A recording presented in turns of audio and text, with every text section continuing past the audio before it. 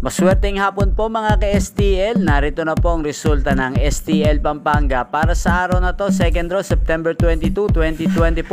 Araw ng linggo, naway ang mga natayaan nyo pong mga numero kanina ay manalo nawa ngayong hapong ito 4 PM, kaya kunin nyo na po ang inyong mga tickets. Narito na po ang resulta. Para po sa STL Pampanga, second draw result, ang mga numerong nanalo 5 at 39 in exact order sa lahat po ng tumaya kanina para sa second draw ng 5 at 39. Congrats po sa inyo, panalo po kayo.